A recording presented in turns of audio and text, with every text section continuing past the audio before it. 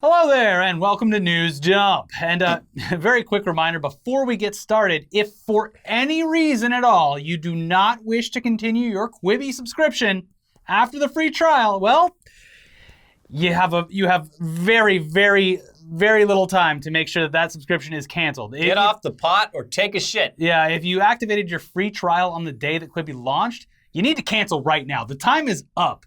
I hope you watched your Reno 911s and your Golden Arm horror movies and your Princess Bride remakes and all that. Get it out of the way. And, if you don't want to pay the money, time to leave. Yep. If you are a paying customer, I don't get it, but good for you. So after this day, we can all finally sit back and patiently wait for the inevitable downfall once the company realizes that no one is willing to pay for it except people who forgot to cancel. And that's on you if you don't cancel in time. Now, of course, Katzenberg, Whitman, they'll blame all of this on the coronavirus, which they have in the past. But you'll know, and we'll know, and also pretty much anyone who's been witness to the general online discourse surrounding Quibi, they'll all know. Yeah, we know. But anyways, the biggest news this week involves a bunch of exciting new announcements from the wide world of content. Starting with the surprise announcement that we're getting a television series based on Fallout from the creators and showrunners from Westworld that'll be coming to Amazon's Prime Video. Which is, what a thing to wake up to. Yeah. And there's a lot of ways that this can go wrong. Oh, yes. Oh, yeah. I'd say there's more ways it can go wrong than go right, if you're asking me. I don't know. I think the universe is great and the storytelling in it is good enough that, just doing the bare minimum, I feel, would come off. It's a great foundation to make all manner of content, but as we've seen recently, even the people who own the IP can't seem to manage to do that anymore. And they're involved. Yeah. Todd Howard he's an executive producer in there. Yeah. So anyway, early on Thursday morning, a very brief teaser trailer, literally just some text. It popped up on the official Fallout Twitter account. It didn't provide any real information, just a little bit of hype building, but it certainly got everyone's attention. Now, however, the Hollywood Reporter, they did have a few little bits of info to share once everything was made public. Here you go. Amazon Studios has licensed the rights to the best-selling video game franchise Fallout, with married writers and showrunners Joy and Nolan attached to oversee the potential TV series. The project is currently in development, but has a series commitment penalty attached. That means that if Amazon execs like the script, Fallout would bypass the traditional pilot stage and go directly to series. Or if it's passed over, all involved would be paid out as if it had. A writer is not currently attached. Making its debut in 1997, Fallout is set in the future envisioned by Americans in the late 1940s, when the country explodes upon itself through a nuclear war in 2077. The series takes place in a harsh wasteland set against the previous generation's utopian idea of a better world through nuclear energy. And I will say the one thing I really enjoyed about this surprise announcement was that they didn't do a fucking 4-day-long countdown clock that everyone just had to assume about. Oh, Fallout! Here comes Fallout 77. I think they learned their lesson with that one. Yeah. Are you guys excited? Well, prepare to be a little upset. Yeah. The article continues. Fallout is one of the greatest game series of all time, Joy and Nolan said in a joint statement. Each chapter in this insanely imaginative story has cost us countless hours we could have spent with family and friends. Wow. So we're incredibly excited to partner with Todd Howard and the rest of the brilliant lunatics at Bethesda to bring this massive, subversive, and darkly funny universe to life with Amazon Studios. Over the last decade, we looked at many ways to bring Fallout to the screen, said Howard, executive producer at Bethesda Game Studios. But it was clear from the moment I first spoke with Jonah and Lisa a few years ago that they and the team at Kilter were the ones to do it right. We were enormous fans of their work and couldn't be more excited to work with them and Amazon Studios. Careful, Todd. Maybe let them run things. Sounds like Todd's got his fingers in all of these pots. And also, listen, Jonathan Nolan, Lisa Joy, Westworld, I gave that show a long time. I gave it more chances than I usually give shows. The first season was good.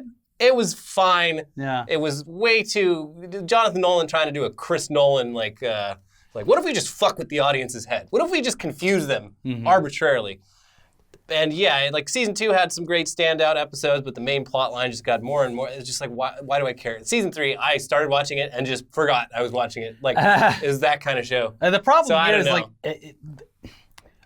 the CGI and stuff on Westworld. The production value is very good. Very good. So that's the thing here is that like if they can nail the aesthetic of the Wasteland, they're gonna be far away and ahead of any other production studio working on this because the game's cutscenes and the not theatrical trailers, but the trailers that aren't gameplay footage are done really, really well. So if you like did some kind of campy, cheap Amazon kind of stuff, it wouldn't come across very well. So at least they're getting the production team behind it that is right for the job. I just think knowing these people's work, the show, I hope it'll be more of an anthology sort of series with kind of standalone stories in a common world rather than one big, like, giant plot line that's going to take like 4 seasons and just piss people off and be like Lost Part 2, but in my favorite game franchise universe of all time.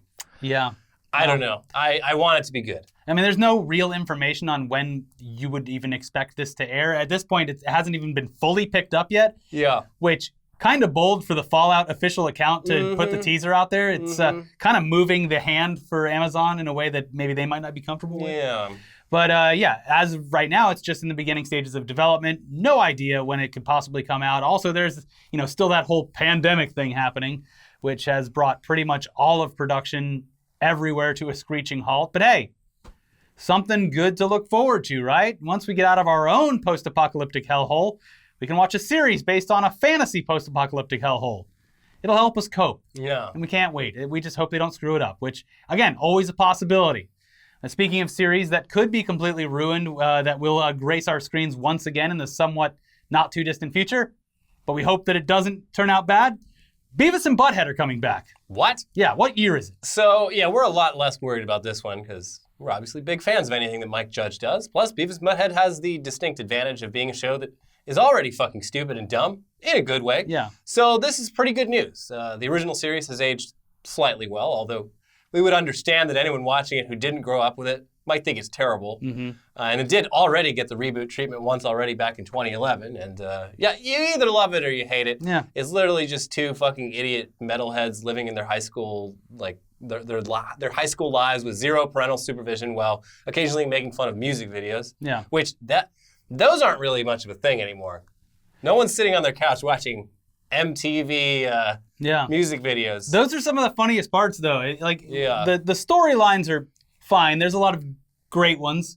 But them making fun of the music videos from back then is fantastic. But those are harder to find on like YouTube and other sites because of the copyright implications. That's right.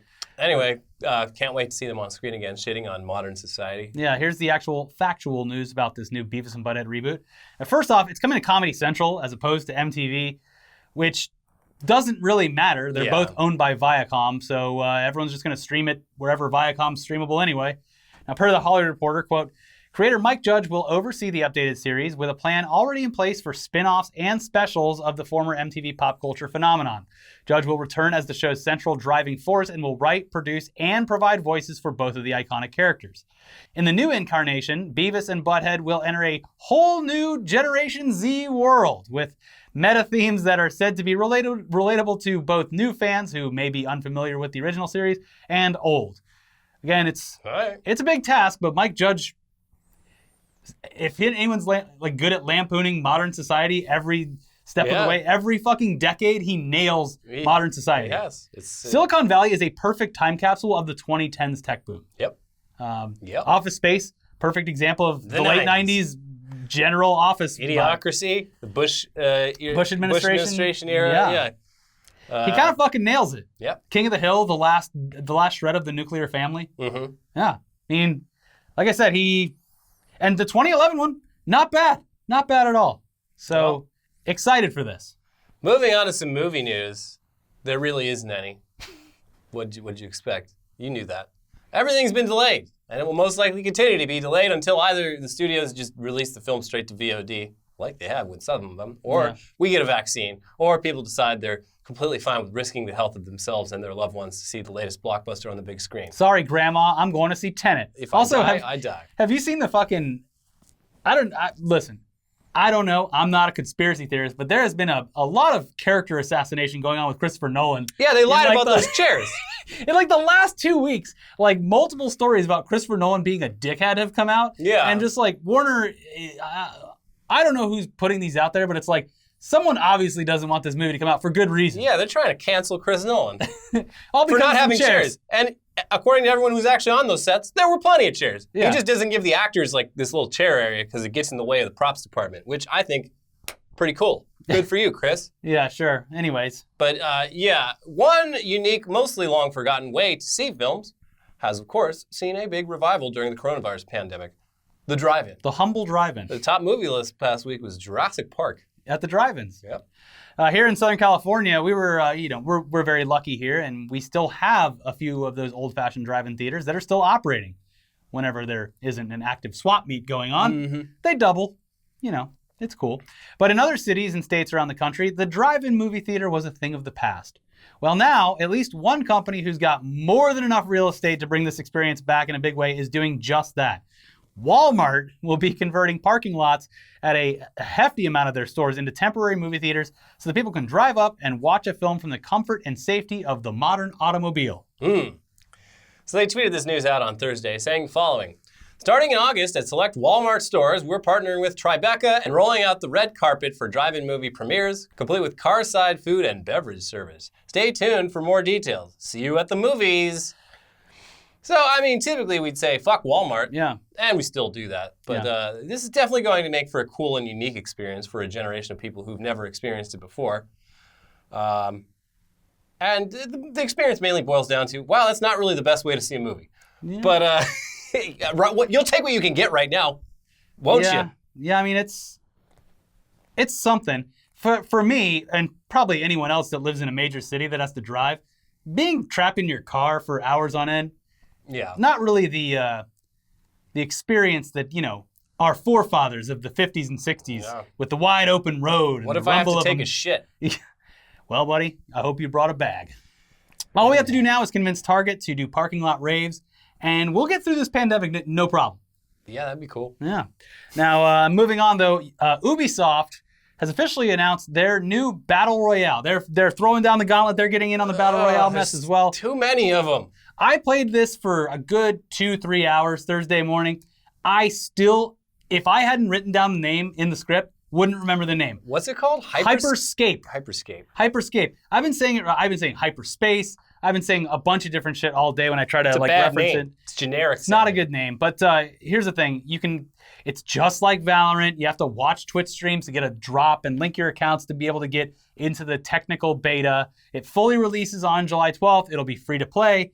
What makes it sort of unique here, I played it for a while. It feels a lot like Apex Legends, but the map is really cool. It's like, I'm pretty sure it's France, it's Paris. Oh. It's very vertical. So it's a very, there is no space. It's all very compact, and you're running across rooftops. So it's a lot of top-down kind of action like that. Very similar to Apex Legends, but you're running all over rooftops instead of, out in, whatever. Okay. So it is a lot of fun, and it's very, very balanced. You get there's 4 different ability special things you can pick up, but the rest of it is all the guns are the same. The slight upgrades are if you find the same gun, you can fuse it and it gives you a bigger magazine. Oh, that's cool. Stuff like that. But so far, pretty balanced, pretty fun, runs really great. So watch some Twitch streams and get your drop. It's free, so whatever. I'm enjoying it. Something new to play. Been looking for something new to play recently anyway. I keep trying to play Warzone, but they keep making me fucking download 80 gigs. I downloaded a 45 gig patch for their new big 200 player update, and then me and my crew last night were like, all right, let's get ready to play, and we all sit down, and there's another 30 gig upgrade, and one of the guys is just like, well, sorry, it's not happening. Yeah. I'm like, all right, well, bye. Yeah, I logged on the other day. I was like, hey, do you still play Warzone? Cool. They announced the 200 player thing. I'm gonna go ahead and load it up. Fucking 85 gigs or some shit. It doesn't make any sense, but I've played that game more than any other game in the past year. I enjoy it quite a bit. If you're on it with friends, it's a good time. I started a new character on Fallout 76 for no reason. God. They have a season pass roadmap kind of thing where you can do things. I'm just like, I've hit such a wall with gaming where not that I have a bunch of free time, but the time that I do have, I'm extremely bored. Yeah. So I'm just sitting there going, what do I want to play? And I start playing something. I'm like, I hate this. I don't want to play this anymore. So At least this Battle Royale is going to be fun for like a week before I eventually give up on it like everything else. I got so much shit in my Steam cart right now. Oh, from the sale? Yeah, I'm just like, but I still have so many fucking games I haven't played that I own. I bought that session like skateboarding game, and it's fine. Yeah. It's fine. Yeah, I mean, I don't know. There's a bunch of stuff on there. I'm going to try to at least play like an hour each of it but I don't know, man. I don't know how anyone keeps up with the video games anymore. There's just too much content out there across all mediums. Speaking of which, Search Party, the show, it's on HBO Max. I think it used to be on TBS app or some shit. Very fucking good. You like knocked out 3 seasons. All 3 seasons in like 2.5 days. Well, each season's like 3.5 hours long. Oh, okay. They actually did like... What's the show about? It's about some like disaffected millennials in New York City who find out that an old college classmate of theirs they didn't know very well is missing. And since they don't really have a whole lot to do and their life is directionless, they really set out in earnest to find this person. And then things get real fucking weird from there. In a similar vein, Netflix just rebooted Unsolved Mysteries. I got the notification for that. The theme song is still horrific. Yeah. I watched the first episode. It's fine. It's like watching a visual podcast. Netflix releases so much shit now that's like not intended for like active viewing. It's like designed basically, you're going to be watching this while you're cooking dinner or something. It's like the first episode is a missing person and it's like, this is something to have on in the background. It's not as like horrifying as the original Unsolved Mysteries yet. I don't know if they have any UFO or ghost shit in this. I haven't gotten that far. Yeah. But still, that theme song, I was watching it at night in bed. Horrifying still. Yeah. Terrible. It's like the TV show version of Tubular Bells. Yeah, it's a creepy song. Yeah. Anyways, we know it's kind of a short episode this week, but that's because it's 4th of July, baby. 4th of July weekend. See you down at the beach. Nope, they're all closed. See you nowhere. On a Zoom call. Yeah. Here in the States, the 4th of July, it means chilling out, grilling out, having a few beers, lighting off some fireworks, and hanging with family and friends. But this year, that means doing all that stuff at home. Pretty much alone, except if you have a significant other. Yeah. And despite all of our neighbors clearly not following the rules when it comes to both social gatherings and fireworks, we feel that it's kind of important to just share some safety tips for you so you can play it safe with your rockets, your mortars, your M80s, your sparklers, your snakes, your bottle rockets, your firecrackers, whatever you want to light on fire. Yeah. So luckily for us, the United States government has done all the work of showing you just what can go wrong if you fuck around with these things. They put together a bunch of footage as a warning to all you fun-loving pieces of shit out there. So let's just sit back, relax, and use some royalty-free music from YouTube's audio library and enjoy this footage uploaded by the U.S. Consumer Product Safety Commission. Enjoy.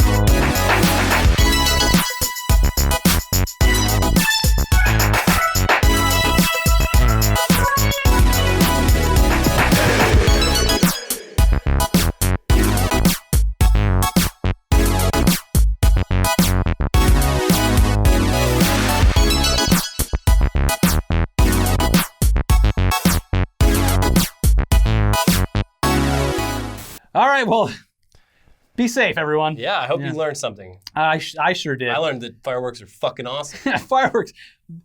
I want to get the fireworks that the U.S. government has. Yeah. They look intense. Yeah. Looks great.